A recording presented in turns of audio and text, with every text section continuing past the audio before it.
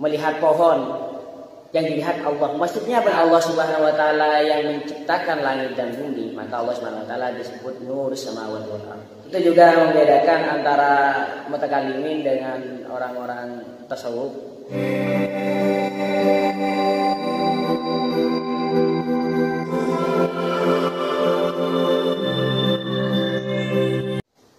Bahwa setining Allah mawjudun palika badah fi jami'il jihati ing dalam sekabinah arah. Tapi maksudnya bagi bagian Allah berarah, ya.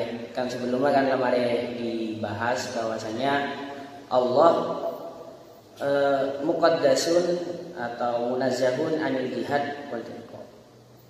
Allah Subhanahu wa taala muqaddasun anil jihad. Allah Subhanahu wa taala tidak berarah karena arah itu adalah juga makhluk Allah. Persis di ayat Allahu nur samawati wal ardh, surat An-Nur, Allah itu nur samawati wal ardh. Bukan berarti Allah Ta'ala nur, bukan berarti Allah Ta'ala ada di bumi dan langit, bukan. Tetapi Allah Subhanahu wa taala itu yang menciptakan segalanya, menciptakan langit, menciptakan bumi. Nurus samawat. Bukan berarti Allah Subhanahu wa taala nur sebagaimana perkataannya Mujassim. Ya, kalau di tafsir Al-Qurtubi menjelaskan ayat tersebut itu majazan. Maksudnya bagaimana? Karena Allah Subhanahu wa taala yang menciptakan langit dan bumi, maka Allah Subhanahu wa taala disebut Nur Samawati wal Ardh. Tanpa Allah enggak akan kelihatan bumi dengan langit. Ya, karena enggak tercipta. Sama halnya sinar, benda tidak bisa terlihat kalau tidak ada sinar. Mata itu hanya bisa menangkap sinar. Kalau sinar tidak ada, maka tidak bisa melihatnya. Itu juga membedakan antara mutakalimin dengan orang-orang tasawuf. Kalau orang-orang teolog biasanya membuktikan adanya Allah dengan adanya makhluk. Makhluk itu dibuat dasar bahwasanya yang menunjukkan bahwasanya Allah Subhanahu wa taala itu ada. Tetapi kalau orang-orang tasawuf biasanya sebaliknya, menjadikan Allah sebagai dasar bahwasanya makhluk itu ada.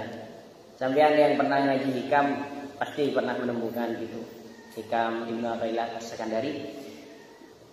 Di sana memang menjelaskan gak sebanding orang yang menjadikan makhluk sebagai bukti dari adanya Allah dengan orang yang menjadikan Allah sebagai bukti adanya makhluk. Karena logikanya orang-orang tasawuf,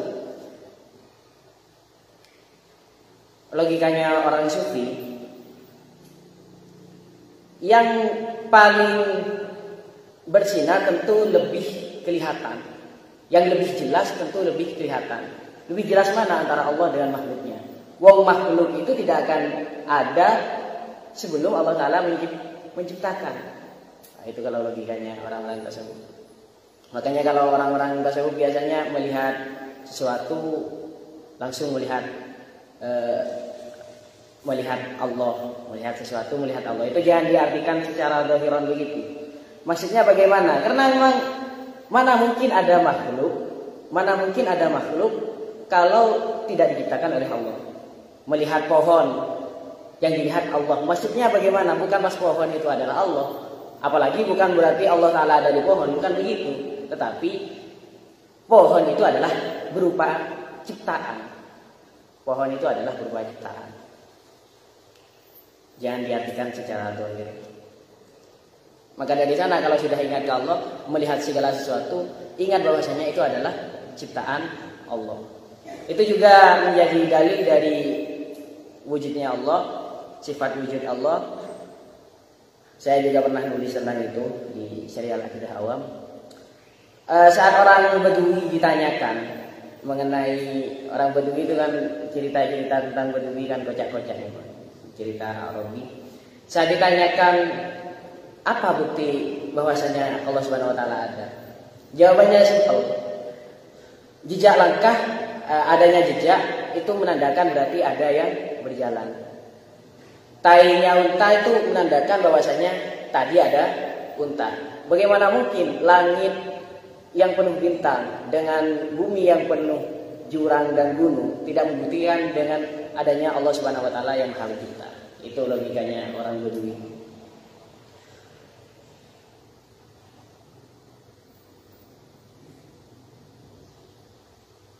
La yauduhu hifdzul